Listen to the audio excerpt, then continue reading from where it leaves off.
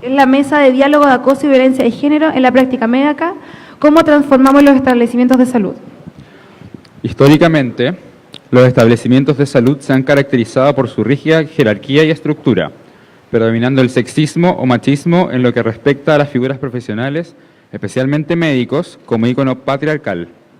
Sumado al contexto social, ha determinado discriminación por antigüedad, cargos de poder y género, incluyendo actos de violencia y acoso sexual, siendo las repercusiones en él o la denunciante sutil o indirecto, reforzando un círculo vicioso. Por esta razón, el acoso y todas las formas de violencia de género constituyen un importante problema de salud pública. Es fundamental que si como agentes de salud queremos hablar de violencia de género como un problema de salud a erradicar, debemos primeramente extinguir estas prácticas de nuestros espacios laborales, lo que sin duda estrechará más nuestro lazo con pacientes y sociedad en general. Comprender sus manifestaciones y complejidades contribuye a su mejor comprensión, abordaje, prevención y tratamiento. Modera la mesa María José Guerrero González, presidenta del Observatorio contra el Acoso Callejero de Chile, a quien invitamos a pasar adelante.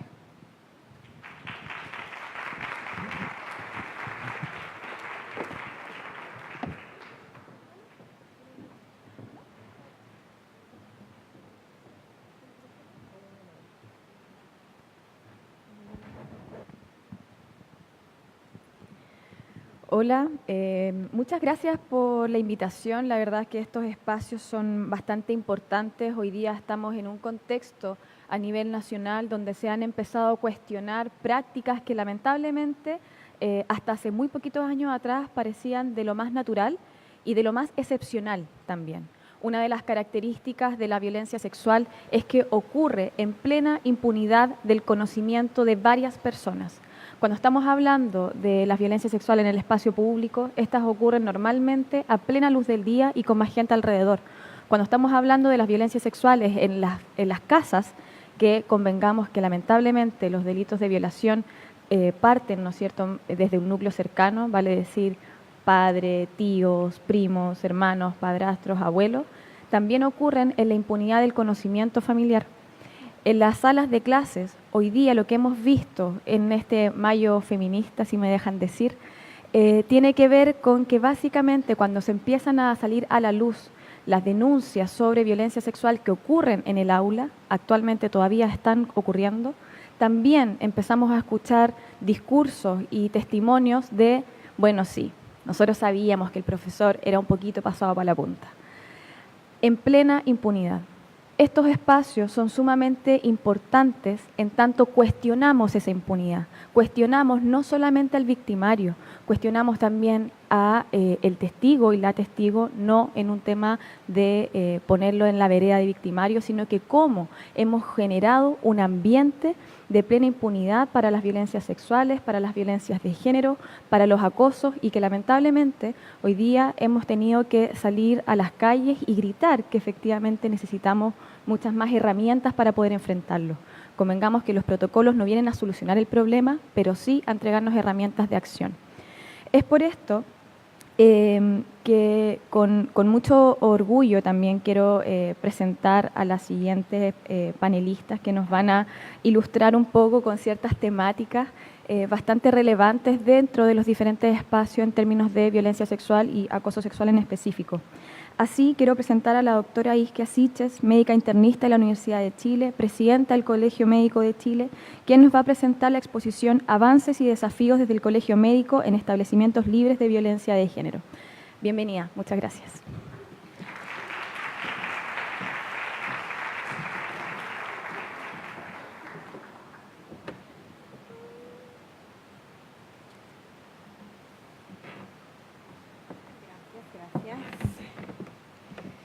Muy buenos días a todos, todas y todes. Bueno, yo soy Isquia Siches, soy la presidenta del Colegio Médico. Llegué a esta entidad ya hace más de un año y fui previamente presidenta del Consejo Regional Santiago, la primera presidenta en ambas entidades. y me ha tocado vivir la transición de este gremio y también el impulso y el impacto que ha tenido no solo la ola feminista, sino las pequeñas transformaciones que venían dando antesala también dentro de la propia medicina y de la salud a este problema que muchas veces nosotros invisibilizábamos.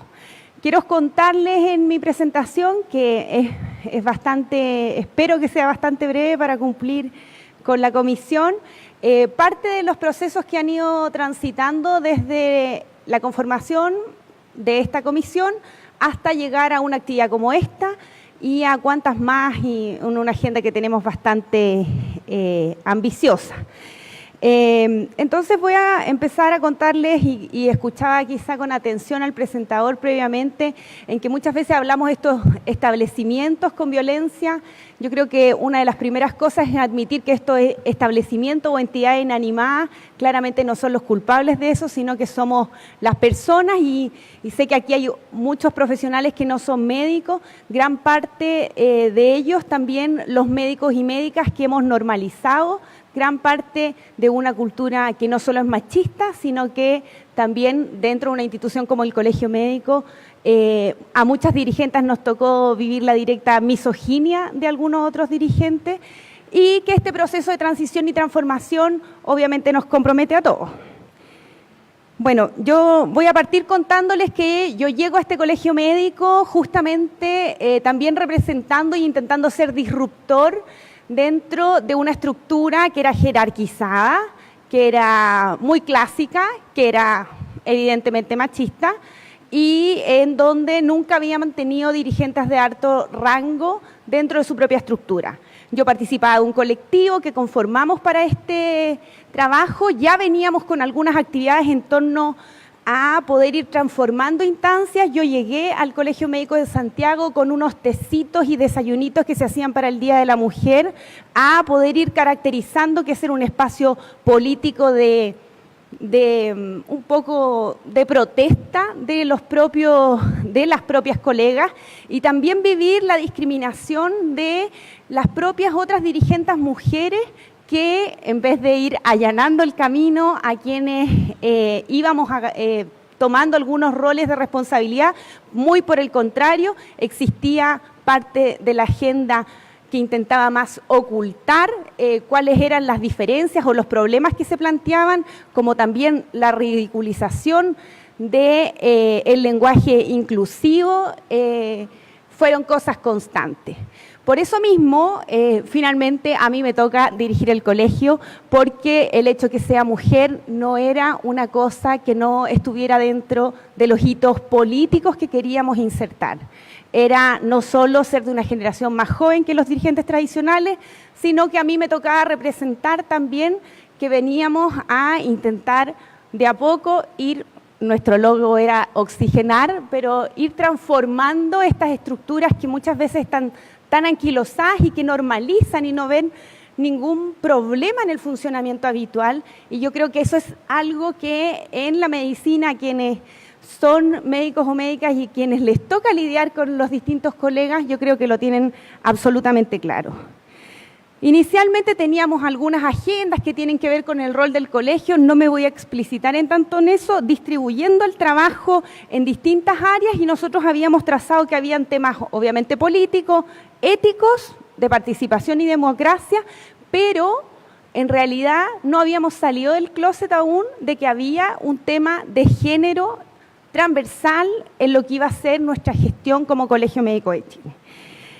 Y ya un poco antes de que explotara la ola feminista, pero ya palpando y además ya dándonos cuenta de que si habíamos logrado conducir un colegio como el Colegio Médico, perder la oportunidad de incidir en una agenda transformadora en esto era imposible, por lo cual se suma dentro de nuestros ejes transversales incorporar los determinantes de género de diversidad que estaban tan ocultos en el currículum, tanto desconocimiento de los colegas y también prácticas absolutamente abusivas y continuas de acosos sexuales o de normalización de abusos que son como parte de la caricatura de la medicina. Y yo creo que muchos de ustedes quizás los conocen, hay un video que les voy a mostrar que es el que hizo la propia comisión, Y es por eso que, obviamente, con tantas contingencias y incendios, decidimos que, más que seguir acaparando la agenda como mesa directiva, la mejor estrategia, y yo creo que ha sido una de las mejores ideas que hemos tenido como colegio médico, era conformar un grupo de colegas convencidos, con el corazón puesto en esta agenda transformadora, y conformamos esta comisión de género. Tal como salió en la trivia, fue hace poco, fue en enero, ya habíamos tenido algunos trabajos un poco en torno a esto, pero en miras del Día de la Mujer, este día de protesta, que queríamos caracterizar de forma muy relevante, dijimos, bueno, este día es el lanzamiento para una actividad que tenga un carácter ya más bien de incidir en políticas públicas, de hacernos cargo de los temas en los que no habíamos estado como colegio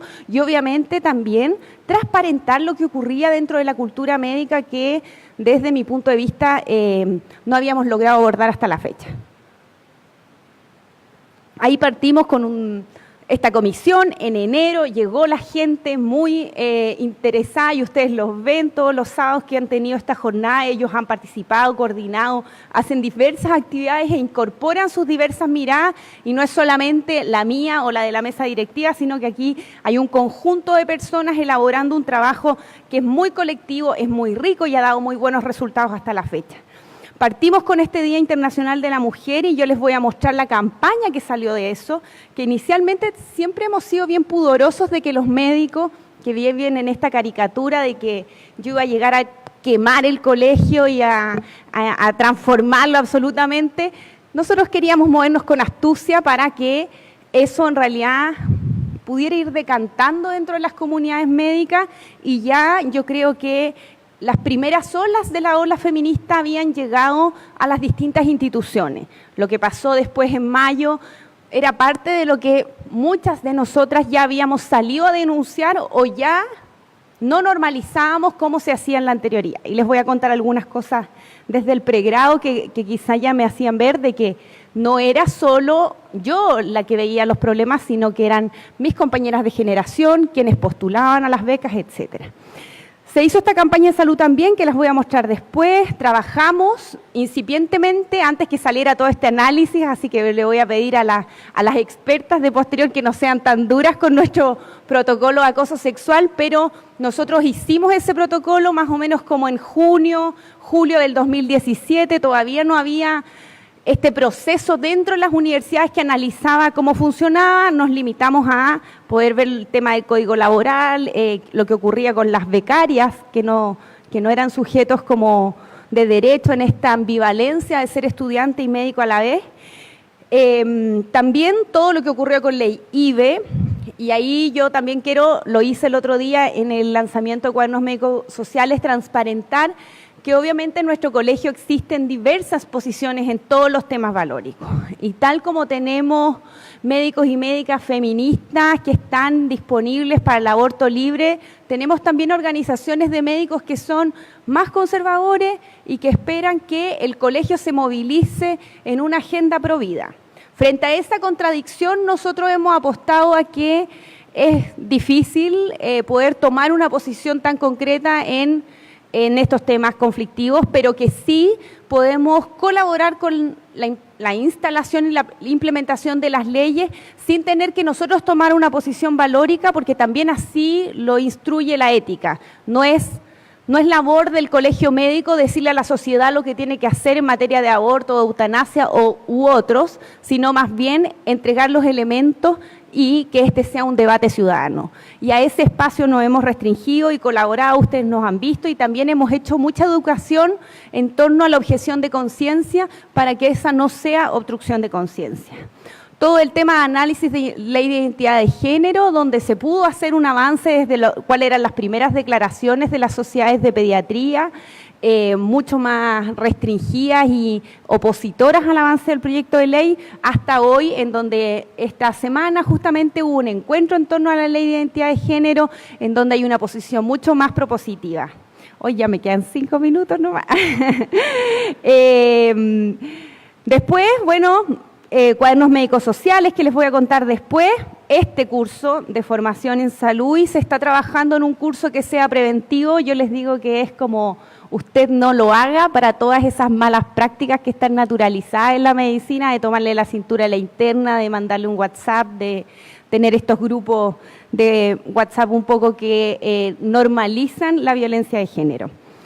Esta es la gran comisión, ustedes los han visto por los pasillos en cada uno de estos sábados y ellos se dividieron en 3 áreas que me parecen importantísimas, que han estado también tratadas en el curso en los distintos sábados, que es el área de trabajo médico, en donde yo me voy a centrar, que es un poco esta normalización de una cultura machista y discriminadora hacia las mujeres que ni siquiera nos habíamos dado cuenta, todo el tema de políticas públicas, que también lo han tratado, y todo el tema de diversidad, que era una agenda que era absolutamente inexistente, a pesar de que desde derechos humanos había un lazo, nosotros no nos habíamos hecho cargo y han existido distintas iniciativas, este monitoreo, este catastro de los policlínicos que hacen atención a pacientes trans, y ustedes lo vieron acá, este mismo curso de capacitación, información para los clínicos para que no les digan travestis a los pacientes trans o cosas del lenguaje,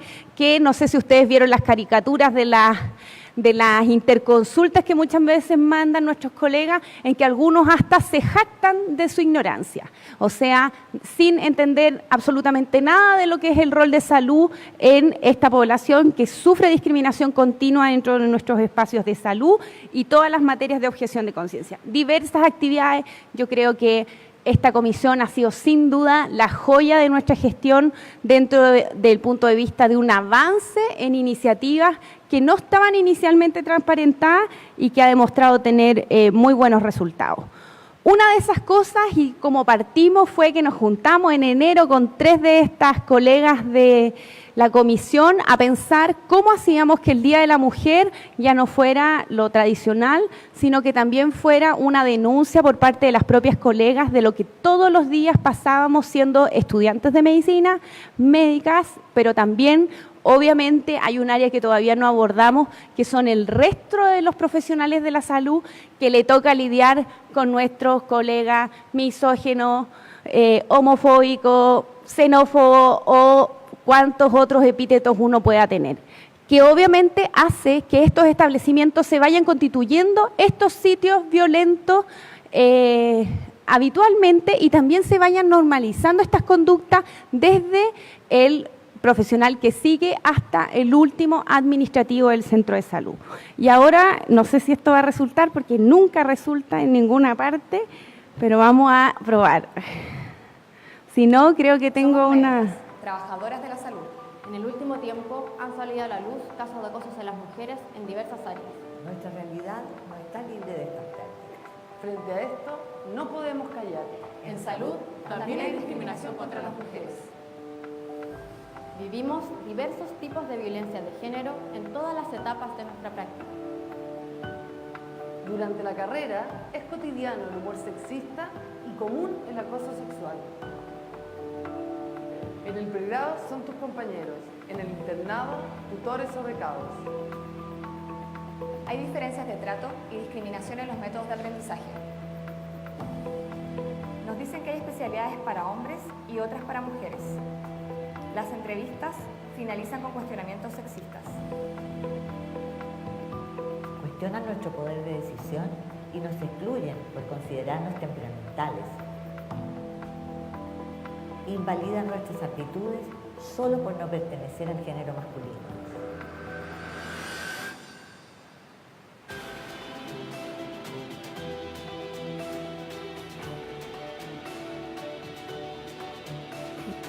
Existe una cultura sexista y discriminatoria en salud. Nosotras queremos que cambie. Parece irreal, burdo, extremo, Pero es lo que ocurre. desde aquí decimos basta. Basta. Basta. Basta. Hoy nos atrevemos a denunciar estos abusos.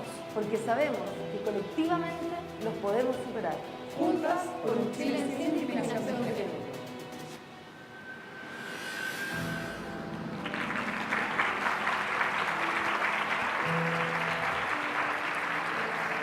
Bueno, como nunca resultó. Este fue un video que cuando lo tuvimos que elaborar salieron muchas ideas. Ya no me queda tiempo, pero voy a intentar contarles algunos solo titulares. Salieron muchas ideas y entre eso primero queríamos como caracterizar qué era lo que ocurría todos los días y lo que nos tocaba vivir desde esas cosas de que a ti no te pregunto, usted viene para acá para casarse con alguien, así una cantidad de frases, y esto permitió, creo yo, fue otra salida de closet de nuestro colegio en donde ya salíamos a interpelar a la comunidad médica a esta cultura normalizada y en donde todos le bajábamos el perfil, tanto médicos como médicas y también que viene un poco después quizá van a hacer alusión a eso, las instituciones universitarias que toleraban que esto ocurriera dentro de aulas como esta. Yo me formé en la Universidad de Chile, universidad pública, en donde a mis compañeras todavía le preguntaban en su entrevista si quería tener hijos y todavía fueron discriminadas muchas por su género al poder acceder a habilidades quirúrgicas. Lamentablemente eso no se va a transformar de la noche a la mañana, pero creo que hoy día hay otro nivel de tolerancia y eso es un avance. Somos médicas. No lo voy a repetir. Y además salieron muchas ideas también en cómo hacer que esto no fuera una bomba, en donde salieran todos los médicos corporativistas a defenderse un poco. Aunque a mí me toca representarlo, igual obviamente sentimos cuando les molestan las cosas, nos llegan las críticas directamente. Y ahí, bueno, en general toda la transición, y yo solamente más que presentarles gran parte de lo que tenía acá, los voy a invitar a leer el número de Cuadernos Médicos Sociales, que abajo les dejé el link, está en digital, y hay un artículo que también es un poco promovido por parte de la comisión de género del Colegio Médico, en donde habla un poco de cómo se ha normalizado esto y parte de las cifras. En medicina se ha feminizado mucho la carrera, esto es más o menos la distribución al 2016 de los médicos y médicas del país, cada vez somos más, pero a pesar de eso se sigue, porque las propias médicas también seguimos normalizando gran parte de los comportamientos que son absolutamente machistas, y así se ven las especialidades, ustedes lo van a poder leer ahí. Y también en algunos datos preliminares que tenemos, porque yo tengo una guerra contra el proceso de habilitación que me parece que es absolutamente arbitrario y discriminador, que no justifica para nada, las universidades no han podido levantarlo, un proceso malísimo.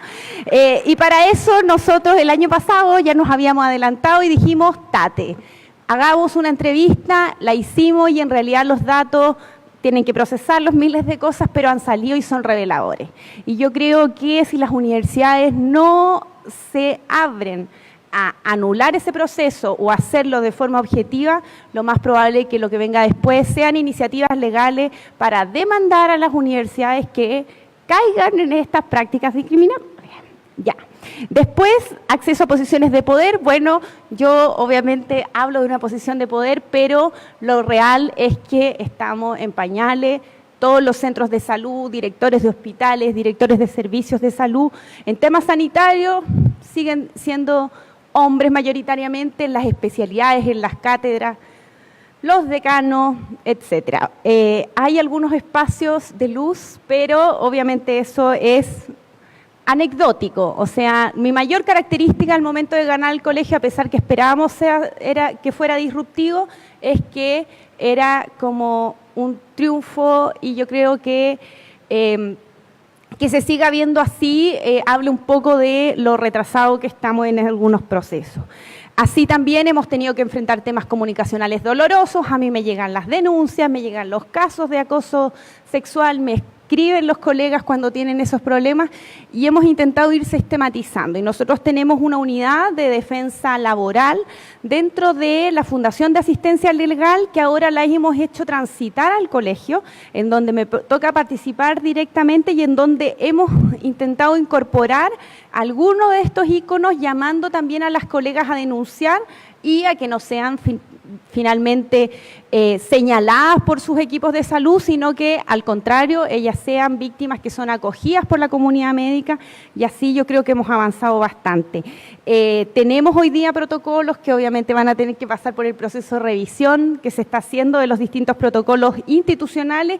Queremos y hemos promovido por algunos casos de acoso sexual antes de que fuera la ola. Nosotros el año pasado ya le estábamos exigiendo a una universidad privada que tuviera un protocolo de acoso sexual porque teníamos estos casos en el posgrado, en donde no hay ningún control porque ahí está entre la universidad y los hospitales un terreno de nadie.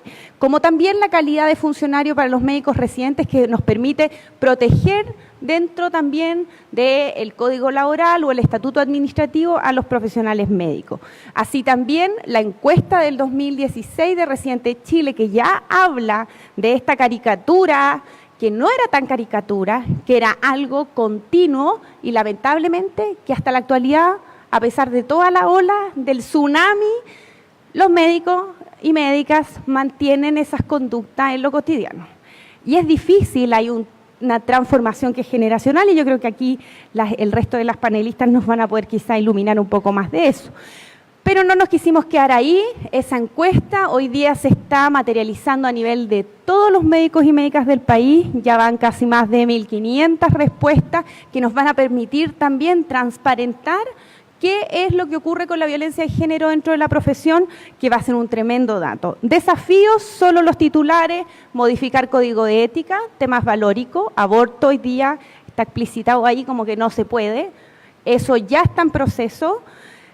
Modificación de estatutos, tanto por la inclusión del género, eso quedó pendiente, pero hoy día les puedo contar con mucho orgullo que existe paridad, la incorporamos en esta Asamblea Nacional y ninguna de las listas va a poder tener menos de un 40%. Eso allana para que el día de mañana yo no sea como un paréntesis dentro de la historia del colegio, sino más bien esta es una política que se institucionaliza y creo que en eso hemos avanzado mucho. Y muchas tareas.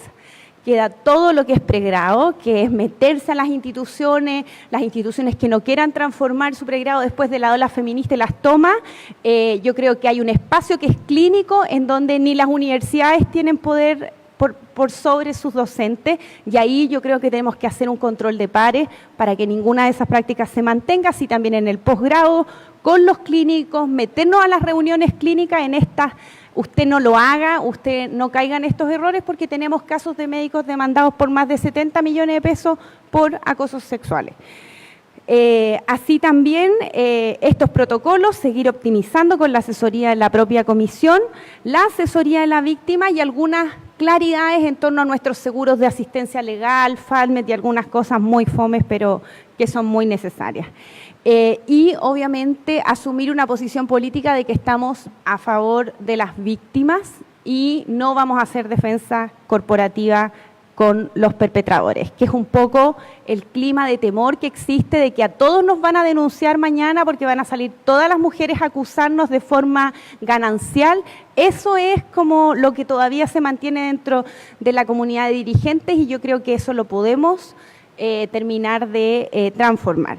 Y bueno, a grandes rasgos eso ha sido un trabajo que a mí me enorgullece mucho. Estoy muy contenta de estar aquí hoy día porque esta justamente es una de las actividades que demuestra que, aunque uno diga son pequeños pasos, para una institución como el Colegio Médico son pasos gigantes que creo que quedan dentro de la institución y que no van a ser solo un espacio. Así que espero yo que sigamos trabajando, los invito a todos ustedes a ser parte, continuar con el trabajo de la comisión para que el día de mañana, yo lo he dicho muchas veces, nuestro colegio médico sea cada día más feminista, más diverso, más inclusivo, mucho más abierto a la realidad del Chile actual. Muchas gracias.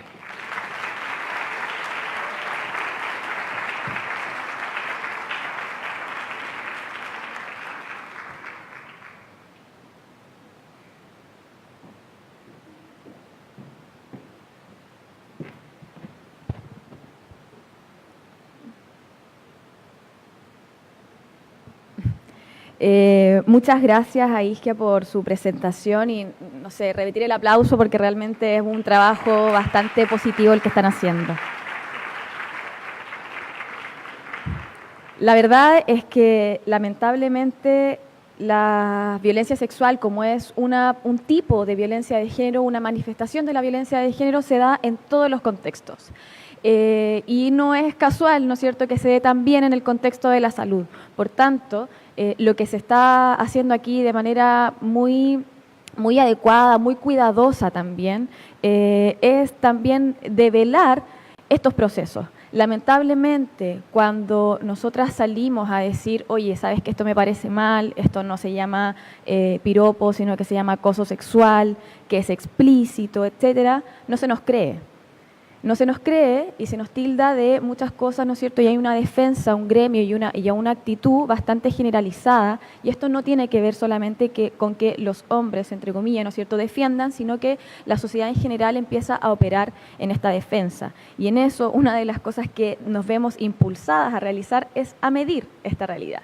A efectivamente comprobar, ¿no es cierto?, con la ciencia cuantitativa que efectivamente esto ocurre, que efectivamente esto tiene una frecuencia altísima y además que efectivamente esto genera un malestar psíquico, un malestar social, un malestar generalizado que no tiene que ver con la experiencia en su particularidad, sino que tiene que ver con la experiencia completa en todos los escenarios. Por ejemplo, las mujeres tenemos un montón de estrategias de movilidad, un montón de estrategias de vestimenta distinta, producto de una experiencia completa de violencia sexual, no una cosa en particular. Entonces, en este sentido, me parece muy adecuado el tema de poder incluir a esto en lo que está trabajando el Colegio Médico, sobre todo desde una perspectiva de género, donde tiene que ver la temática como una temática social en general y no una temática de víctimas-victimarios. Así que nada, felicitaciones por ello. Y ahora quiero presentar a Carmen Andrade Lara. Ella es socióloga y además es magíster en Gobierno y Políticas Públicas de Flaxo, la Facultad Latinoamericana de Ciencias Sociales. Actualmente es la directora de la Dirección de Género de la Universidad de Chile y nos va a presentar su exposición titulada Antes y Después, los logros de la ola feminista a nivel universitario. Un aplauso para ella, por favor.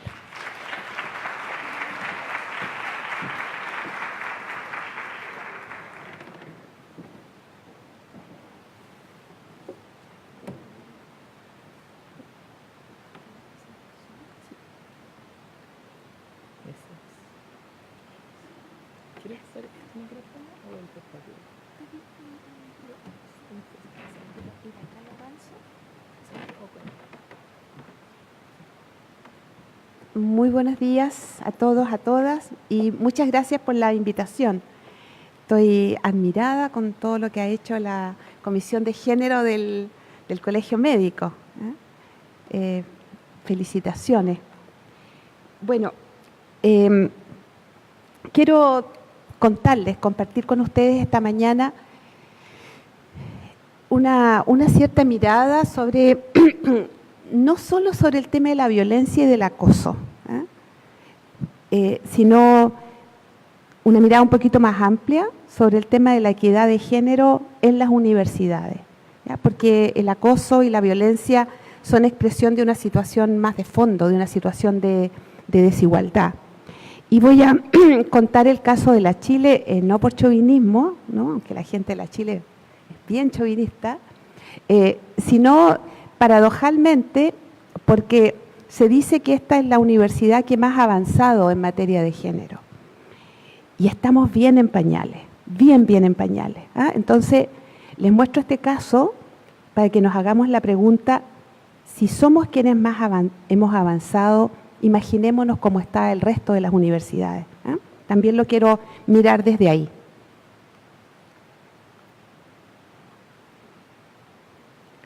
Bueno, una primera cosa, ¿no?, que sí tenemos que reconocer, ¿no es cierto?, es que la Chile ha sido pionera en abordar las inequidades, las desigualdades de género. Las primeras académicas, ¿no es cierto?, toda la lucha de las mujeres por el ingreso a la universidad se materializó fuertemente en esta universidad pública. Se crearon acá los primeros centros de estudios de género, se feminizaron los títulos, ¿no?, aunque todavía hay muchas mujeres que se dicen ingenieros, pero está la posibilidad de llamarnos, ¿no?, de acuerdo a nuestro género en los títulos. Y sin duda había un aporte bien sustantivo a la generación de conocimiento, a la formación de profesionales. Pero pasa en la universidad, al igual que en todas las universidades, una paradoja que lo describe muy bien, ¿no?, esta académica de la Universidad de México, el UNAM. Dice Ana Buquet, ¿no?, a pesar de que la mayor parte de los avances en tema de género han salido de la producción académica de las universidades, no han sido estas instituciones las que han acogido la temática y su proceso de institucionalización al interior de sus comunidades. Lo que se muestra, ¿no es cierto?, es que desde las universidades ha habido un pensamiento crítico, analítico, para mirar la sociedad, para hacer propuestas, para hacer aporte. Sin embargo, algo ocurre, yo lo grafico aquí, ¿no?, así, ¿no?, que cuando uno cruza la puerta de la universidad, el espíritu crítico se le termina para mirarnos nosotras mismas. Y se ha instalado una suerte de idea, los datos lo desmienten, de que estas instituciones, ¿no?, la Casa de Bello, ¿eh?, todas estas denominaciones, no son permeadas por las desigualdades sociales. Una cierta idea de que esto sería, como son tan grandes, ¿no?, las tareas que se cumplen, la generación de conocimiento, la formación de las generaciones, la generación de las élites, ¿no?, se tiende a ignorar que las universidades son igualmente patriarcales como es el país y que al interior se dan las mismas problemáticas que en el país. Y entonces bien contradictorio, porque generamos conocimiento sobre la sociedad y ignoramos lo que pasa al interior. Y creo que esa es la primera decisión política que tomó la universidad. Esto es muy anterior a la ola feminista, ¿eh? Estamos hablando del 2012. Tomó la decisión política la universidad de hacerse la pregunta: ¿cómo andamos por casa? ¿Qué pasa con nosotras? Y se generó una primera comisión triestamental de igualdad de oportunidades que hizo un diagnóstico preliminar. Esta comisión propuso crear un mecanismo institucional, porque siempre está la discusión de que el tema de género, como es transversal, nos compromete a todos. Pero el nos compromete a todos en la práctica significa que compromete a nadie, ¿no? Entonces, lo que hizo esta comisión fue decir: mira, si queremos avanzar en materia de igualdad de género, tenemos que tener un mecanismo institucional. Y se armó el 2013 la Oficina de Igualdad de Oportunidades, que tras ese rimbombante nombre, ¿no?, Oficina de Igualdad de Oportunidades de Género de la Universidad de Chile, en realidad, quiero contar bien honestamente que era mi notebook y yo, ¿no?, tras ese titular. Cosa que no es de extrañar, ¿eh? En general los mecanismos de género en América Latina siempre son chiquititos, pobres, con pocas profesionales, pero partimos desde ahí, ¿eh? Partimos desde un pequeño mecanismo. Y sí, creo que una cosa importante que fue una decisión política es que las políticas de género en la Chile había que hacerlos participativamente. Y esto tiene mucho que ver después cuando retomemos el tema de la ola feminista. Entonces, se trabajó en comisiones triestamentales, participaron muy activamente las estudiantes, diría que fueron las que más aportaron, ¿no?, al análisis y al diseño de las políticas. Y el 2018, a partir de este año, subimos de pelo. Esto sí tiene que ver con el movimiento, ¿no? Nos transformamos en una dirección dependiente de la rectoría, con un consejo asesor donde están todos los vicerrectores. Es primera vez que se sientan el conjunto de vicerrectores de la universidad a hablar sobre temas de género. Primera vez en la historia de la universidad, que tiene más de 170 años, como ustedes saben. Y a partir de esta primera experiencia se empezaron a crear también mecanismos en las facultades, mecanismos de género. Bueno, les decía que la primera decisión, mirar hacia adentro. ¿Y qué muestra? No los quiero aburrir con datos, pero ¿qué muestran los diagnósticos? Hicimos un libro que le pusimos ese nombre, Del biombo a la cátedra, ¿no? Para acordarnos del proceso, ¿no?, desde Eloísa Díaz, la primera médica que estudió detrás de un biombo, hasta lo que está pasando hoy día. ¿Qué nos dice el diagnóstico? Yo lo expreso en una frase: la Chile es como Chile. Lo que pasa en Chile, pasa en la Chile. Hicimos un trabajo bien largo como de predicadoras, ¿ya? Facultad por facultad, estuvimos acá también, para socializar el diagnóstico. Y este era el tipo de cosas que nos decían. ¿Están seguras de los datos? Tuvimos las discusiones metodológicas, pero eternas, ¿no? Sí, mucha metodología, la muestra, la entrevista, la encuesta. Sabíamos que eso iba a pasar, así que fuimos súper rigurosas con la metodología. Esto ocurre en la Chile, pero no en nuestra facultad, ¿no? Aquí esto no pasa.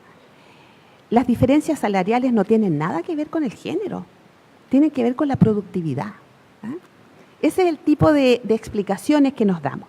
Y en síntesis, ¿qué es lo que muestran los datos? ¿No es cierto? El clásico. Segmentación horizontal. En términos agregados, hay una participación casi igualitaria de hombres y mujeres en la universidad.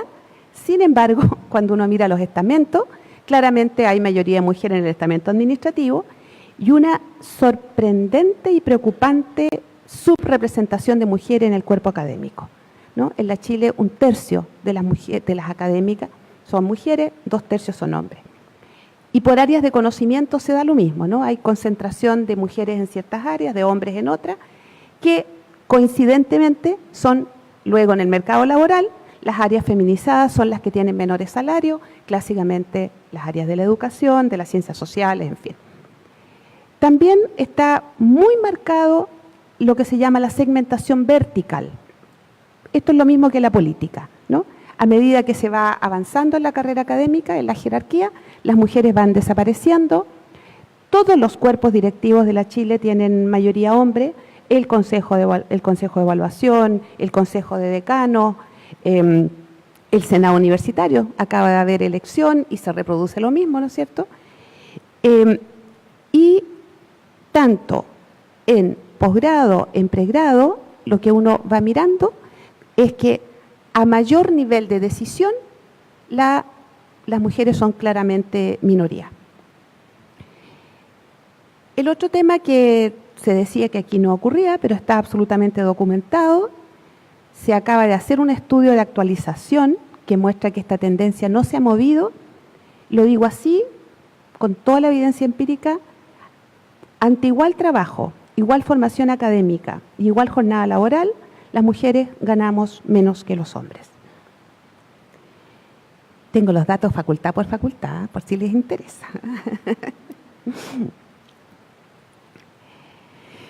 Otro de los temas difíciles de enfrentar son las barreras de género en la carrera académica, porque lo que está instalado es esta idea, ¿no?, de la meritocracia. Aquí se asciende por méritos, se asciende por productividad. Y entonces no nos hacemos cargo, ¿no es cierto?, de que hombres y mujeres tenemos situaciones, realidades, condiciones distintas. Y el modelo de desarrollo de la carrera y de evaluación de productividad está hecho, es absolutamente coherente con el ciclo vital masculino. En tanto que en el caso de las mujeres, su mayor productividad coincide con los periodos de maternidad y de crianza, que no se consideran para nada en el desempeño académico. Eso hace que las carreras de las mujeres sean más largas y que llegar a los cargos superiores también cueste más. Lo decía una académica, ¿no?, con un ejemplo, y es que cuando se preparan los portafolios, ¿no?, para postular a ir subiendo de jerarquía académica, las mujeres aparecen con unos periodos en que sus colegas evaluadores le dicen, pero usted aquí no ha hecho nada, ¿no?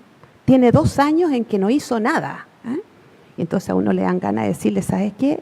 Le estuve produciendo hijos a la patria, que es algo más importante, creo yo, que hacer papers, pero bueno, así es la cosa, ¿no? Así se valoran las cosas. Entonces, claramente el tema de la maternidad, que no está visto, que no está considerado, es una de las barreras principales para el desarrollo de la carrera y que no solo afecta a las académicas y a las profesionales y a las trabajadoras en general, también afecta a la carrera estudiantil. Porque nosotras vemos a las estudiantes, ¿no?, solo en ese rol de estudiante y no nos preguntamos por las otras dimensiones de su vida. Muchas estudiantes son madres. Fíjense que en las encuestas de caracterización que se hacen en las universidades nunca se había preguntado por el tema de la maternidad. Si nosotros nos preguntamos cuántos alumnos, madres y padres hay en la Chile, hasta el año pasado no teníamos idea. Y si le preguntamos a las facultades tampoco saben. ¿Y por qué afecta la carrera? Porque como no hay política que permitan compatibilizar, ¿no?, el ser estudiante y el ser madre o el ser padre, entonces esto queda al arbitrio de los profesores. Y en algunos casos se dan facilidades académicas y en otros también tenemos algunos insignes, ¿no es cierto?, académicos que les dicen, mire, primero críe y después estudie. ¿Ah? Se da todo tipo de situaciones. Fuertemente, otro de los temas que se detectó fue el del acoso sexual. Somos la única universidad que tiene un estudio específico sobre acoso sexual y los datos no los podemos comparar porque las otras universidades no lo han hecho, pero si nos miramos en relación a universidades internacionales, nuestros datos son similares, ¿no?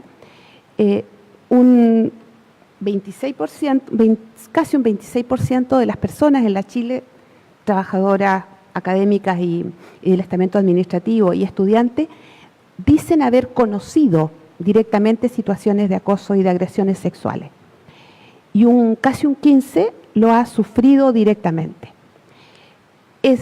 Cuando hicimos, esta fue una encuesta, es bien sintomático lo que ocurre, ¿no? Porque cuando se pregunta, ¿usted ha vivido situaciones de acoso sexual? Son muy poquitas las personas que lo reconocen. Cuando se muestran hay unas escalas, ¿no? Cuando se muestran manifestaciones del acoso sexual, usted ha vivido esto y esto, ahí sube significativamente el número de personas que reconocen que esas situaciones las ha vivido. Bueno, la proporción de afectadas es claramente muy superior en las mujeres, principalmente son las alumnas las que viven acoso, de parte de sus profesores y de parte de sus compañeros. En general le hemos puesto más énfasis, se ha visibilizado más el acoso que ocurre de profesores a alumnas, pero les quiero decir que es casi tan importante en términos numéricos el que ocurre entre estudiantes. Y más aún lo que nosotras hemos detectado es que en las situaciones profesores-alumnas se caracterizan más por ser claramente acoso sexual. Las relaciones entre estudiantes cruzan más y son abuso y violaciones. O sea, en el caso de los estudiantes estamos hablando de delitos sexuales, que son bastante más recurrentes de los que queremos reconocer. Bueno, un largo camino hubo que hacer para visibilizar, ¿no?, partir de lo más básico, que era mostrar que en la Chile existen estas desigualdades. Esto yo recuerdo, ¿no?, que salimos, hicimos documentos, seminarios, coloquios, talleres, íbamos a las facultades, le hablábamos a los árboles porque no llegaba nadie, ¿ah? Y incluso al interior de la FESH, ¿ah? Yo les quiero decir que fuimos en más de una oportunidad a la FESH para que nos ayudaran en estas tareas y nos dijeron que estaban preocupados de los grandes temas del país, ¿ah?, que era la educación pública gratuita, poner fin al sistema neoliberal, y entonces teníamos que esperarnos para poner estos temas que eran de segundo orden. ¿Ah? Bueno, me apuro porque estoy en el tiempo.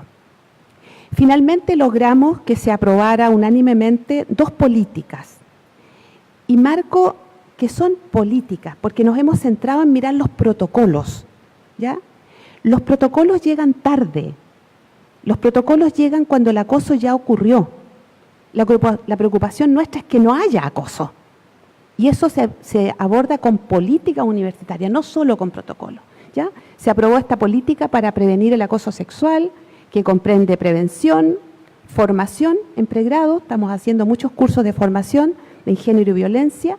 Se creó una oficina de atención que ofrece asesoría social, psicológica a personas que han sido afectadas.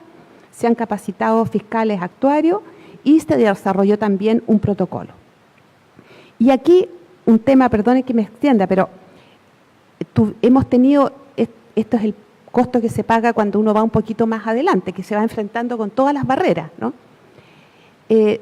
Tuvimos un problema serio, y que esto afecta a todas las universidades públicas, que tiene que ver con la legislación. Porque ustedes acá mencionaban anteriormente, en Chile hay ley de acoso sexual para la relación laboral, pero no hay ley de acoso sexual para los contextos educativos.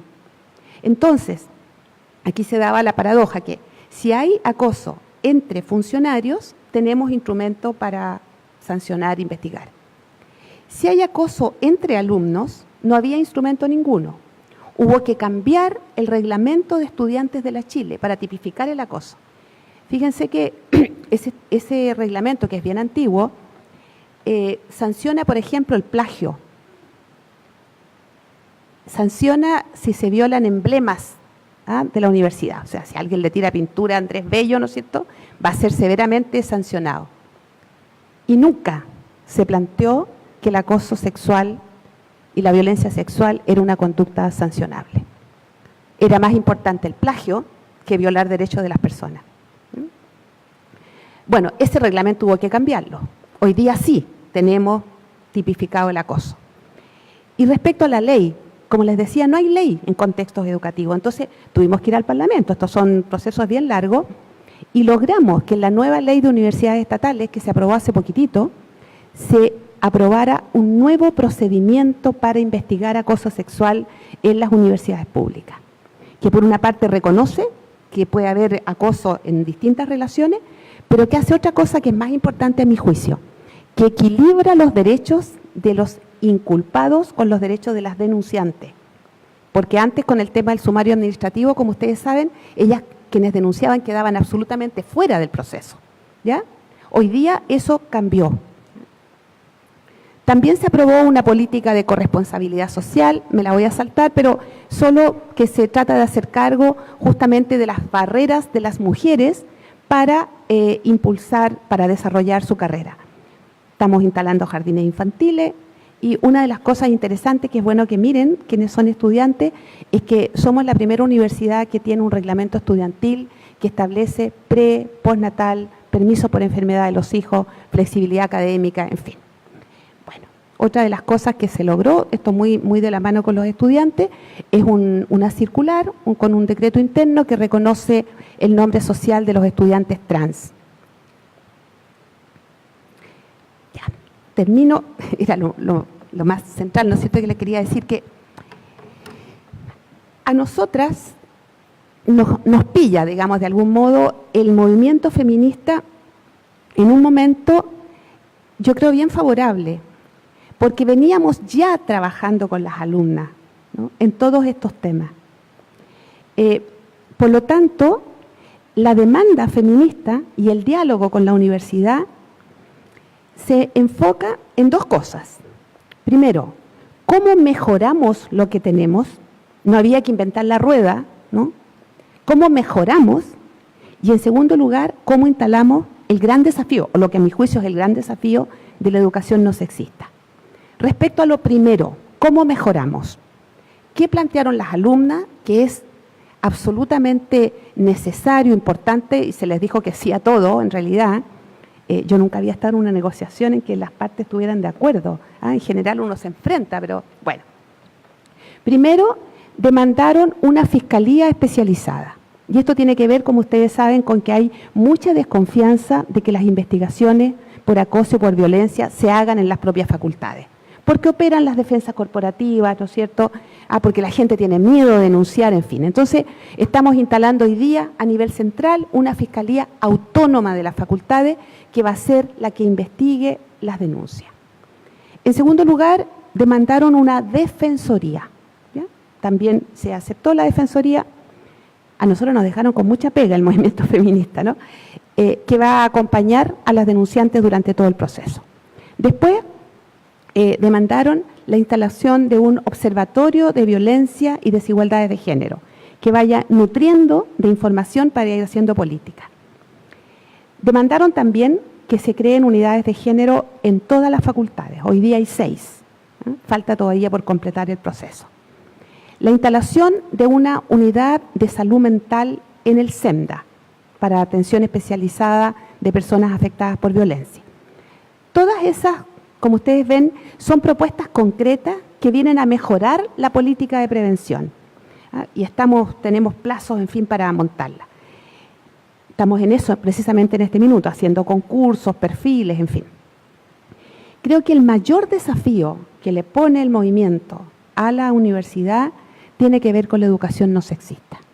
Y este sí es paradojal, porque esto es una vieja demanda del feminismo. Esto no tiene que ver con la irrupción de hoy, esto viene de los 90. De los 90, estas son viejas demandas, son demandas históricas. ¿Ah? No sé cuántas veces hemos marchado por estos temas y nunca se habían logrado. Y hoy día eso sí impacta de tal modo que obliga a las universidades, por lo menos a la Chile, yo espero que esto pase también en las otras, a plantearse en serio el tema de cómo estamos reproduciendo los modelos patriarcales a través de la educación. Y lo que ustedes mostraban de medicina es, ¿no es cierto?, un buen símbolo de cómo se reproduce a través del contenido, o sea, de qué se enseña, a través de la práctica, de cómo se enseña, ¿no? Y obviamente esto se plasma en los currículum. No es un desafío fácil, lo hemos conversado mucho con las alumnas. Esto no es solo poner las les en los textos, no es solo poner la mitad de bibliografía de autoras mujeres y de autores hombres, es mucho más profundo. Y es mucho más profundo, y les prometo que aquí sí termino, sobre todo porque tenemos que enfrentarnos con una institución que se estructuran sobre las bases de las desigualdades y de las jerarquías. Entonces, lo grafico así, ¿no? Las universidades, al igual que las sociedades tienen desigualdades en función de los ingresos económicos, ¿no? Desigualdades socioeconómicas, las desigualdades se estructuran sobre las bases de las desigualdades en el conocimiento, ¿no? Aquí lo que fija a los que están arriba o abajo de la carrera es el conocimiento. Y nosotros en las universidades se les da medallas a la gente por su conocimiento, ¿no? Se les reconoce, se les dice que son los mejores. Todos los años se hacen ceremonias para certificar a los que más saben. ¿Qué es lo que nos pasa a nosotras con la educación no sexista? Que a esos señores que por 30 años le hemos dicho que son profesores titulares, eso ya es, pero le vamos a tener que decir, fíjese, que queremos revisar su currículum y queremos revisar su práctica educativa, porque tenemos la sospecha que lo que usted está enseñando y el modo en que lo está haciendo está reproduciendo las desigualdades entre hombres y mujeres. Preparémonos para esa pelea, preparémonos para esa pelea. Esa va a ser una pelea ardua, dura. No es técnica, no es curricular, es política. Hay que enfrentar las bases del poder. Nosotras estamos dispuestas. Yo llevo 40 años en esto, seguiré hasta que me muera tratando de modificar los currículos. Muchas gracias.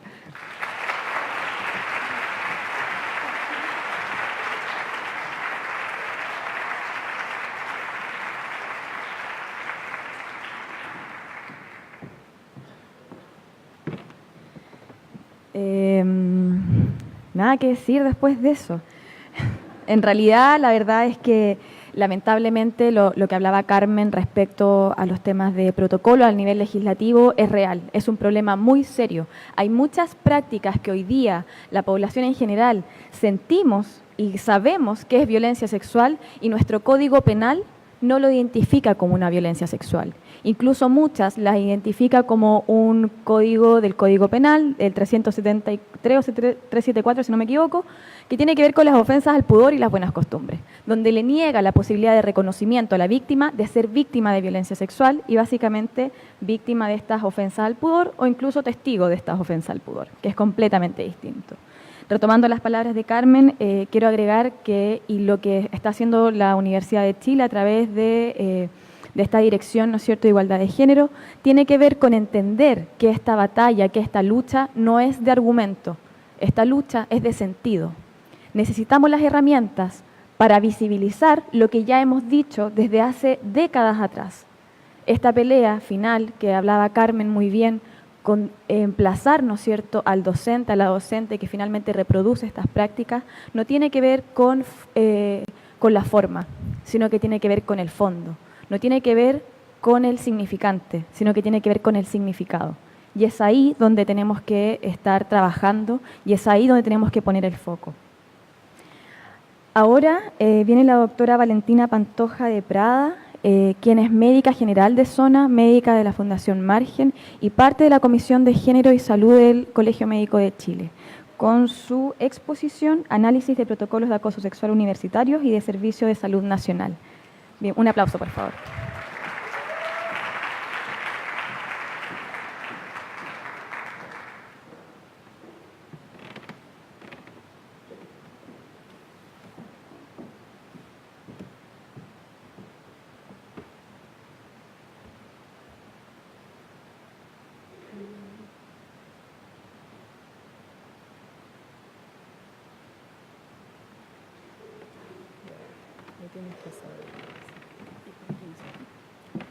Buenos días a todos, todas y todes, como dice Isquia.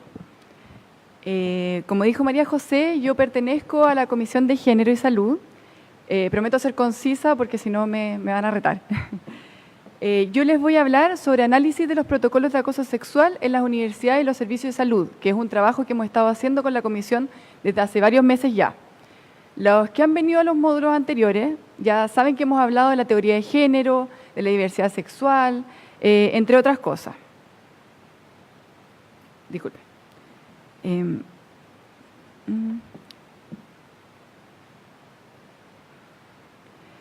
Pero esta vez, de hecho, no vamos a hablar de los usuarios, vamos a hablar de nosotros mismos. Existe un tipo de violencia de género que lamentablemente está muy en boga, que es el acoso sexual. Hoy en día, el movimiento feminista, que toma fuerza desde las universidades, nos señala que esta temática también debe ser confrontada de forma institucional.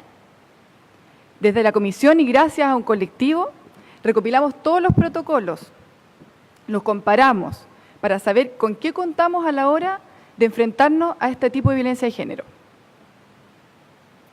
Bueno, yo sé que están cansados, pero quiero hacer un pequeño ejercicio. Quiero que miren a la persona que está al lado de ustedes. Esa persona, a cualquier lado, puede ser conocida, puede ser desconocida.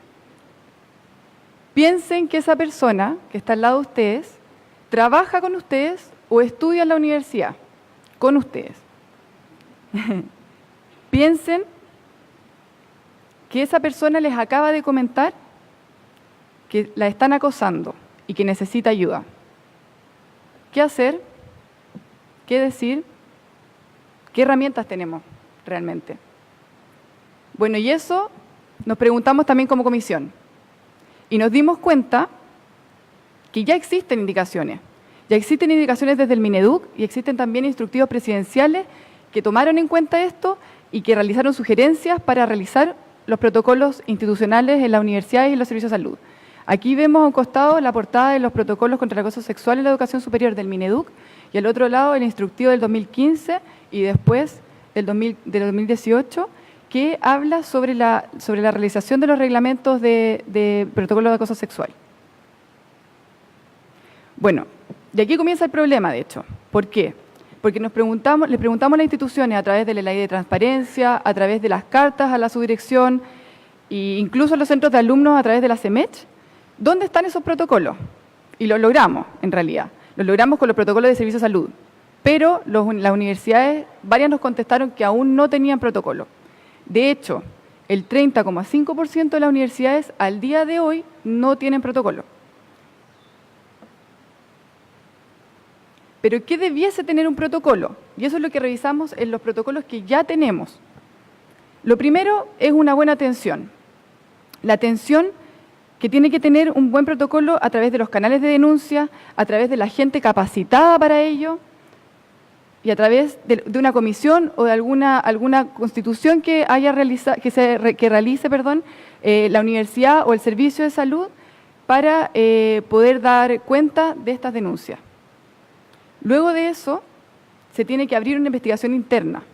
Y dentro de esa investigación interna, dentro de este sumario, tienen que haber medidas cautelares también. Tienen que haber medidas provisionales en donde la persona, la presunta víctima, sepa que no va a estar sola. Otro aspecto relevante, de hecho, son las sanciones, que muchos protocolos, de hecho, no están explicitadas. Sanciones para que después de la investigación interna pueda tener algún tipo tenga algún tipo de evaluación y de este tipo de sanciones. Y luego la reparación frente a este daño que se ha realizado a la víctima. ¿Para qué es todo esto, en realidad? Para poder prevenir que haya otro posible acoso sexual dentro de la institución. Bueno, una vez obtenidos los protocolos, se realizó una evaluación cualitativa de estos protocolos. En el caso de las universidades, como ya había dicho, se vio a través del Mineduc, y en el caso de los servicios de salud, tomamos en cuenta los instructivos presidenciales, tomamos en cuenta también los instructivos que tiene el Poder Judicial y la Contraloría, y algunas guías también de autoaprendizaje, de acoso sexual. Y determinamos algunos puntos que son bastante importantes dentro de estos protocolos y que debiesen tener todo reglamento de acoso sexual, que son la definición de acoso sexual, que es la postura institucional, los alcances y los objetivos, las medidas cautelares, como ya he hablado antes, las sanciones, la reparación y la prevención de acoso sexual para que no siga pasando. Y ese análisis cualitativo le dimos como una nota, que es muy adecuado, insuficiente y ausente. Y esto es lo que nos encontramos. Esta es la tabla que realizamos como comisión. Esta es la tabla de los protocolos universitarios. Lo que se puede ver es que hay una parte en blanco, de hecho. Y esa parte en blanco está esperando la evaluación de las 7 universidades que todavía no tienen protocolo. O sea, al día de hoy, solamente 16 universidades que imparten la carrera de medicina tienen protocolo. ¿Y qué destaca esto? Que en realidad hay bastantes ítems en rojo. Y esos ítems en rojo son los protocolos que no tienen en esa materia o que no explicitan esa materia. Por ejemplo, vemos la definición explícita de acoso sexual está bastante adecuado en varias de las universidades. Solamente una no tiene explicitado la definición de acoso sexual. Pero cuando avanzamos hacia la derecha, en la parte de la atención de víctimas, en la parte de sanciones y en la parte de reparación a las víctimas, hay varias universidades que no tienen esos ítems. Esta es la segunda tabla que hicimos como comisión. Y esta es la tabla de los servicios de salud. Como ya sabemos, el instructivo realizaba una indicación expresa de que se hicieran protocolos de los servicios de salud, por lo tanto tenemos todos los protocolos. Pero también se nota aquí que al principio de las columnas hay una muy adecuada indicación con respecto a los protocolos. El propósito, el compromiso, la definición en general están bien. Pero cuando vamos avanzando a las columnas de la derecha, que son la sanción, las medidas cautelares y la prevención, ahí también fallan algunos protocolos. Bueno, y si vemos en algunos ítems entonces, la definición, como ya hemos hablado antes, en general los reglamentos de acoso sexual no fallan tanto en esto. Y, como había dicho Carmen, se toman en cuenta el código de trabajo, porque eso es lo que tenemos realmente.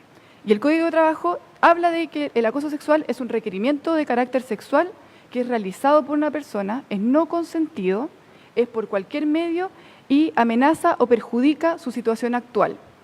Como les decía, en general los gráficos nos hablan de que estos protocolos tienen la definición adecuada. La atención de denuncia también salieron bastante adecuados, de hecho, pero ya va subiendo la barra de insuficiente. ¿Por qué? Porque faltan vías, canales por donde la persona pueda denunciar. En general, lo que nos pasó en este ítem es que casi todos los protocolos tenían acceso a apoyo judicial y acceso a apoyo psicológico, pero muy pocos tenían más de 2 canales de denuncia. Entonces, eso nos llamó bastante la atención. En cambio, en los servicios de salud, en general, tenían más de un canal de denuncia. Con respecto a las medidas de resguardo, a las medidas cautelares, que tienen que ver con la restricción de los espacios, con la restricción también de no encontrarse con la persona que es presuntamente agresora, aquí empieza a aumentar la barra roja. Empieza a aumentar la barra en que están ausentes en la inscripción de los protocolos. Sobre todo los protocolos universitarios, que nos llamó bastante la atención. Hay casi el 30% que no explicitan las medidas cautelares. Sin embargo, los protocolos de servicio de salud en general sí explicitaban las medidas provisionales que podía tener la presunta víctima. Esto se da no al final de la investigación, sino que durante la investigación, durante lo que dure esa investigación. Con respecto a las sanciones, esto lo saqué de hecho del Código de Trabajo, hay distintas sanciones que uno puede implementar al agresor. Es la nota de demérito en la hoja de vida, la multa, que tiene que ser sobre 5% y menos del 20% del ingreso mensual, la suspensión del empleo desde los 30 días hasta los 3 meses e incluso la destitución, que es ponerle fin al contrato. Y aquí también nos llamó la atención de que varios protocolos universitarios tampoco explicitaban las sanciones. Puede ser que existan sanciones, pero no lo explicitan en el mismo reglamento. Y los protocolos de servicio de salud, muchos de ellos en realidad ni siquiera lo explicitaban. Nos llamó la atención esto porque en general hablaba de otros reglamentos, o sea que la persona que quiere buscar el protocolo tiene que estar dispuesta a estar buscando reglamento interno por reglamento interno hasta encontrar las sanciones. Y con todo esto en realidad, que es súper importante, nos queda la prevención del acoso sexual. Y aquí en general nos llamó la atención de que hay varias campañas ya que se están haciendo con respecto a las universidades sobre todo. Hay hartas mesas de género que se están abriendo. Y ahí hay algunos ejemplos de campañas que ya se están realizando. Los hospitales están, por la conformación de las mesas de género, muy recientes, están recién realizando algunas acciones con respecto a ello. Y quería compartirles el panorama general de las universidades.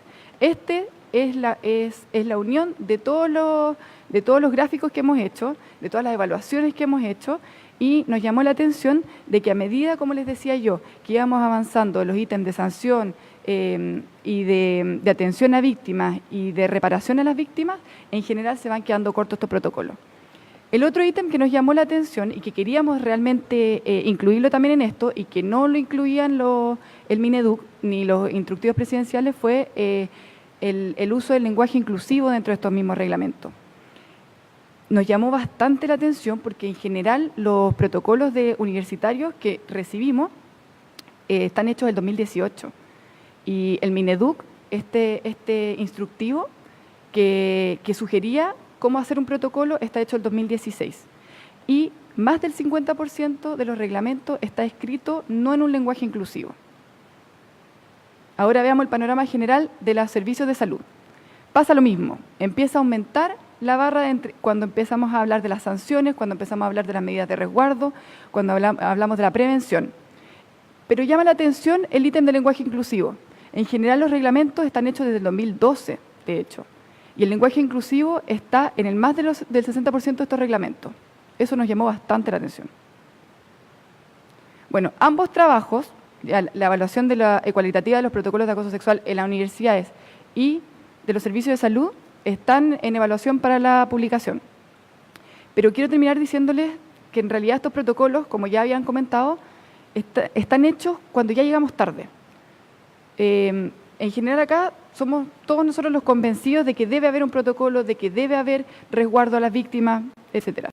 Pero en general la deconstrucción de la misma persona tiene que ser expandido también a una desconstrucción social y al final a una desconstrucción también de la mente laboral.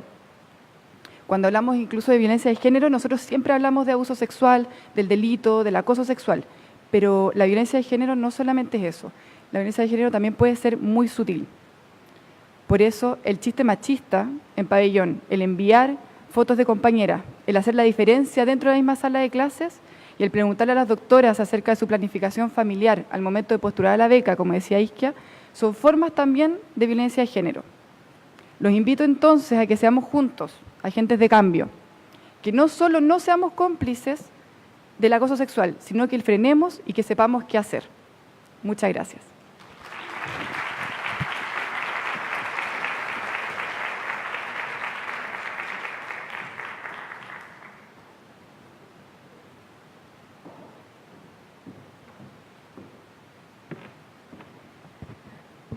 Muchas gracias por la presentación y, claro, tomando las palabras, efectivamente, ser agentes de cambio cuando los acuerdos sociales se rompen es el deber también de las y los actores sociales poder trabajar para poder repararlos, ¿no? Poder trabajar para efectivamente generar un reconocimiento y desde ahí trabajar en torno a la erradicación de todas las violencias sexuales que hemos visto.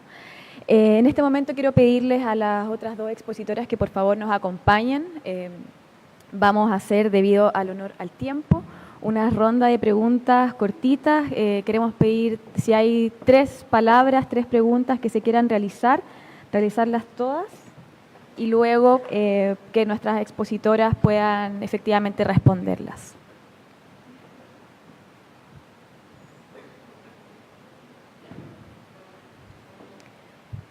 No sé si alguien tiene un comentario, alguna pregunta.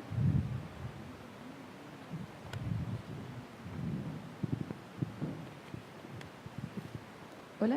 Sí. Bueno, muchas gracias primero por las presentaciones.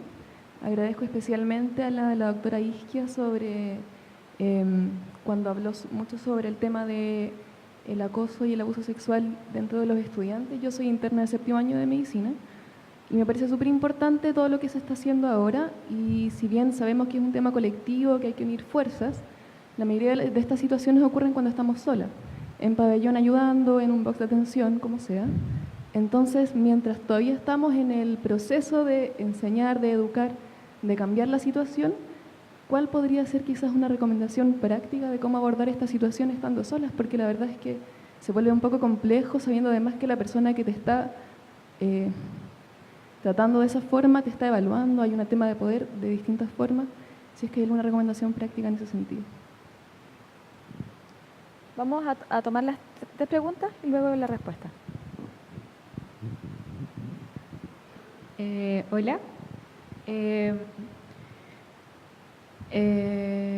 Hace poco, de hecho hace como una semana atrás, me tocó estar en una rotación en el hospital de Rancagua, y nosotros somos estudiantes, estamos recién empezando a formar parte de ese campo, y con mis compañeras nos tocó ver como la situación en la que un médico posiblemente estaba acosando a una alumna que se encontraba de intercambio en ese centro hospitalario, y no supimos bien qué hacer porque ese médico tampoco tiene una relación con la universidad.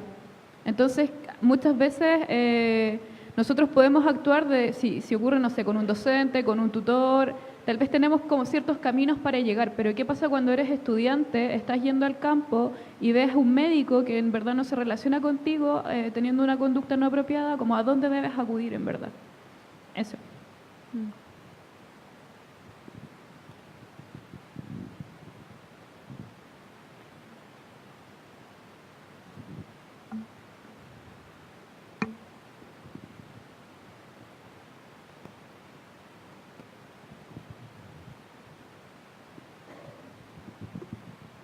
Hola, yo soy psicóloga, trabajo en una universidad de la Quinta Región y en particular quiero agradecer a la señora Carmen Andrade por la presentación que hizo respecto de todo el trabajo de la dirección, ¿cierto? Y el tema asociado al género. Mi comentario, duda, reflexión o inquietud tiene que ver con lo siguiente. A partir de todos los aportes que ha hecho el movimiento feminista en relación al abordaje del género, se han creado desde muy buenas intenciones, podría decir yo, desde lo político, comisiones o equipos que empiezan a trabajar estas temáticas. Y con todos los desafíos que eso implica, me hago el cuestionamiento siguiente. Resulta que en algunos casos, ¿cierto?, la voluntad política establece estos equipos o estos comités, unidades, como sea que dependa el nombre, incluyendo actores que pueden ser incluso profesionales, pero que de manera informal se conoce y se reconoce que, por un lado, poseen cargos en la universidad que son políticos, ¿ya?, y que además, en términos personales, poseen antecedentes legales asociados a temas de violencia intrafamiliar, por ejemplo, ¿ya? Desde ahí mi inquietud, desde el trabajo que usted tiene, ¿qué recomendaciones tiene a lo mejor para establecer este perfil de los equipos que trabajan con los casos asociados a acoso en la universidad, pero también desde la responsabilidad política que tiene la institución respecto de cómo abordar esas situaciones con los actores clave que trabajan con los estudiantes o ya sea funcionarios según el caso que corresponda? No sé si me expliqué, ¿sí?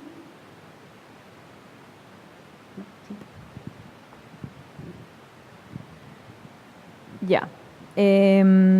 No sé si quién quiere partir tomando la palabra, respondiendo a las inquietudes y preguntas. Ya, varias cosas.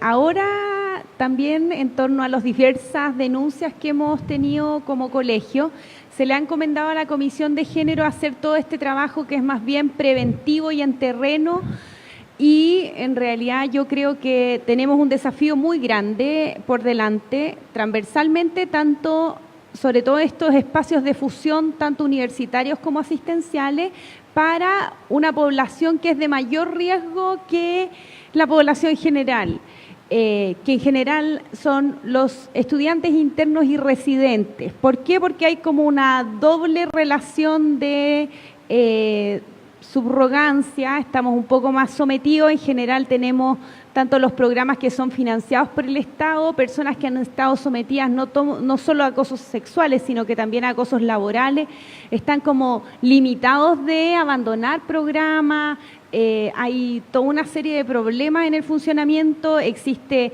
esta doble tutoría, entonces pueden terminar mal sancionados. O sea, yo creo que esas víctimas son las más vulnerables porque tienen temor de denunciar.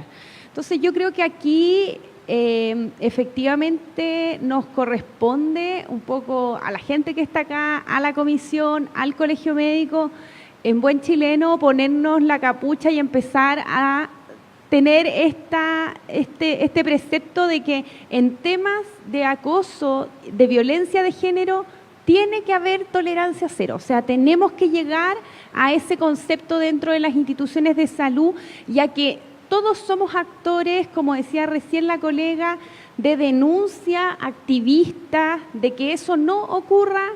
Si me ocurrió a mí, le va a ocurrir a la próxima estudiante de medicina, a la próxima o al próximo becado. Si yo veo que están acosando o están agrediendo o hay algo que está dentro del margen, aunque nos digan lo que nos quieran decir, yo creo que ahí hay un rol importantísimo que usted bien los quiero invitar a ser parte de esos activistas, de esos evangelizadores, abrazar a aquellos, como dice la humorista, quienes aún no han comprendido, pero también aclarar, y yo creo que muchas veces nuestros docentes, los colegas de base no han decantado muchas de estas ideas, pero créanme que sí, dentro de las instituciones a todos les aprieta el zapato. Y en estos casos que ustedes relatan, obviamente hay que denunciar. De todas maneras, no se puede normalizar. Y yo creo que hay que entender que actitudes que normalizamos, nosotros terminamos siendo un poco cómplices. Entonces, vimos una actitud y se hace. Obviamente no vamos a ir a matarle, a pegar un piedrazo al profesor. No es la idea. O sea, hay canales institucionales, hay que visibilizarlo. Pero también hay que hacernos cargo que las universidades tienen que tener un continuo monitoreo de esto con una búsqueda activa. Y tenemos estos espacios que son los campus clínicos que yo creo que vamos a tener que avanzar un cambio en la normativa, que siempre lo hemos planteado, no solamente para el tema de acoso, que es que los centros clínicos deben ser íntegramente centros docentes asistenciales. No es que haya un profe que es para la U y otro que es clínico, porque en realidad esa división no existe, como también las otras cosas que les había planteado, que los residentes y estudiantes tienen que estar sometidos a los mismos grados de protección que el resto de los trabajadores de la salud. Yo creo que esos espacios de vulnerabilidad han hecho que algunos colegas abusen de ellos, y en la misma línea tenemos algunos médicos clínicos, de todas maneras hay que denunciar. El marco de los convenios docentes asistenciales ya permiten el caso, por ejemplo, de ver un caso de acoso sexual, por más de que la colega hubiera sido intercambio, a denunciar, de todas maneras a denunciar.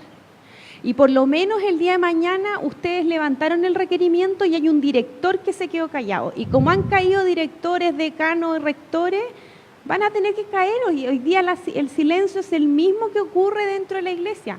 O sea, permitir acoso, permitir violencia, no hacer las correcciones, hoy día es una acción que está absolutamente, yo creo, y por parte de esta comisión y por parte absolutamente no puede ocurrir dentro de la actualidad. Y yo creo que cuando partimos con tolerancia cero, hoy día nos fase de difusión, pero de todas maneras aquí hay un antes y un después, y terminó, yo creo que la obra efectivamente, y hoy día además tenemos espaldas institucionales para pedírselo a los campus clínicos, a los docentes, a los colegas, a las universidades también, y por lo mismo quiero invitarlos a participar de esas acciones.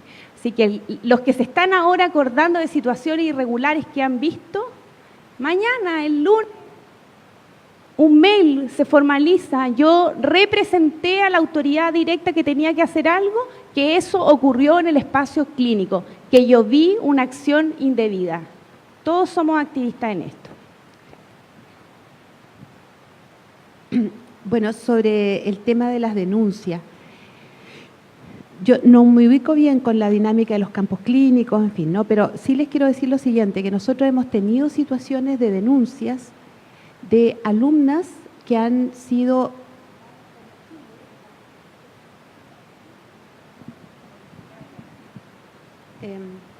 ¿aló? ¿Ahí sí? Bueno, les decía que nos ha tocado enfrentar denuncias de alumnas que están haciendo prácticas en instituciones que tienen convenios con la Universidad de Chile. No sé si esto es análogo a lo de los campos clínicos.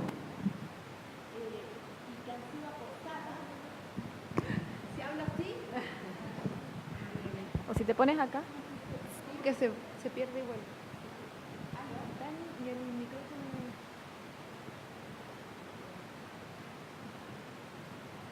Estamos trabajando para ustedes. A ver si acá. Ahí sí.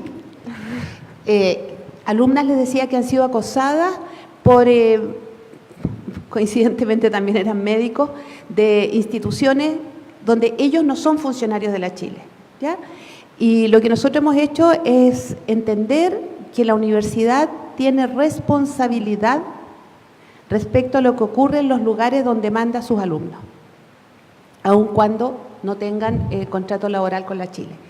Y por lo tanto, en esas situaciones, nos han tocado 2 situaciones de esas, nosotros sí hemos exigido a la institución, ¿ya?, que haga la respectiva investigación.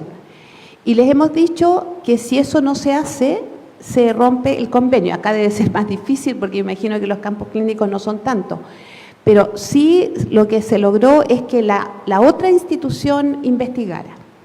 Ahora, una cosa global sobre la atención y las denuncias. No escuché bien la pregunta de allá, ¿no?, sobre cómo hacen los equipos, en fin. Nosotras estamos convencidas que la atención de personas que denuncian tiene que ser una atención profesionalizada y por personas expertas. Aquí yo sé que muchas veces hay voluntarismo, voluntariados, equipos, comisiones, hay gente buena onda que se ofrece para recibir denuncias. Tuvimos esta misma conversación con las estudiantes, porque los colectivos de género y sexualidades, las CCGEN, ¿no?, las secretarías, ellas durante mucho tiempo, como había poca respuesta institucional, se hacían cargo ellas de recibir a las denuncias de sus compañeras. Finalmente nosotros terminábamos atendiéndolos a ellas y a las denunciantes, ¿eh? La atención de víctimas es una especialidad que se estudia, es compleja. No la sabe hacer cualquier persona. Entonces yo recomendaría que cualquier instancia de recepción de denuncia y de investigación se profesionalice y se contraten a personas que saben hacer esto, ¿ya? Porque si no, corremos el riesgo que con la mejor intención hacemos más daño que bien, en la manera en que preguntamos, ¿no? Bueno, eso. Actualmente en la universidad hay canales de denuncia varios, diversos. Uno es la propia facultad. El otro es la Dirección de Género. Estamos en la Casa Central. Nosotros tenemos un compromiso de un plazo máximo de 48 horas para recepcionar las denuncias y formalizarlas. Si alguien no confía en esos mecanismos, también hay una página web donde se puede denunciar. Si alguien todavía tiene más desconfianza y lo quiere hacer anónimo, también lo puede hacer anónimo. O sea, yo creo que hoy día hay poca excusa para no denunciar. Obviamente entendemos el miedo a que se vea afectada la carrera, pero también eso hoy día es más improbable de lo que era antes, ¿no? En la medida que esto se hace más público, también es una manera de proteger a quienes denuncian. En la Universidad de Chile hay 4 profesores expulsados por acoso sexual. Algunos de jerarquía bastante alta. Lo que quiero decir es que esa idea de que hay gente intocable ya se rompió. Entonces, pero también lo digo con claridad, si no hay denuncias formales, no se puede hacer nada. Poner los Facebook, ¿no es cierto?, hacer funas, ¿no? Y uno dice, no, pero si ya denunciamos, si lo pusimos en el Facebook. No, eso no es una denuncia. La única forma en que la universidad puede reaccionar es cuando hay una denuncia formal, cuando alguien se hace cargo de denunciar.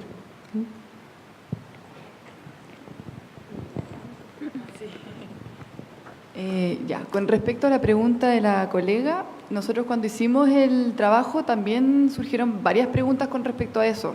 O sea, hasta dónde llega realmente el reglamento universitario y dónde comienza el reglamento del servicio de salud. Hay un vacío bastante grande en todos los reglamentos con respecto a ello. De hecho, ninguno de los reglamentos habla sobre este tipo de relaciones que hay, que no sea entre un docente y una alumna o un alumno. Siempre los reglamentos se metían en ese tema, metían el tema de si existía una connotación sexual en alguna acción entre alumnos o entre alumnas, estaba tipificado. Si existe algún tipo de connotación sexual entre un docente en la universidad y una alumna o un alumno, también estaba tipificado por la universidad.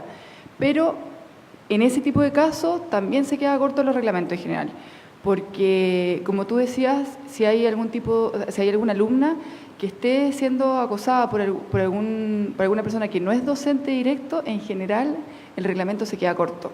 Y por el otro lado, el servicio de salud también, porque el servicio de salud abarca entre trabajadores. Entonces, ¿quién ve eso?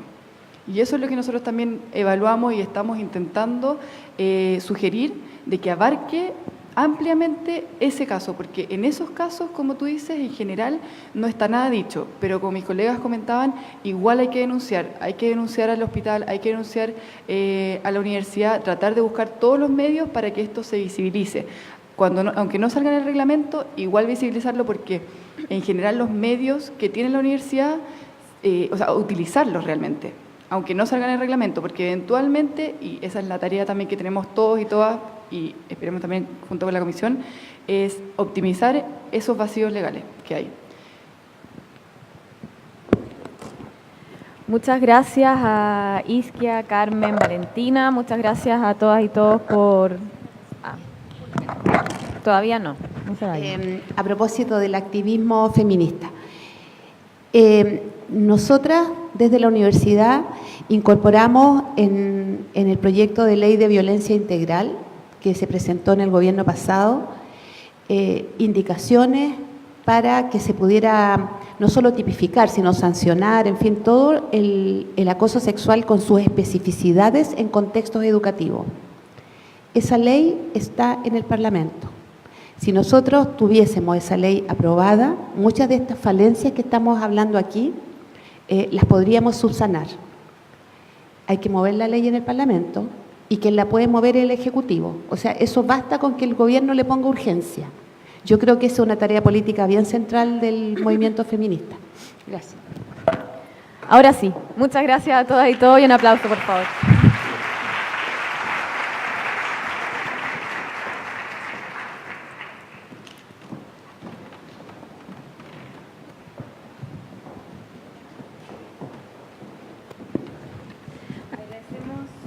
Agradecemos a nuestra invitada y le damos un reconocimiento.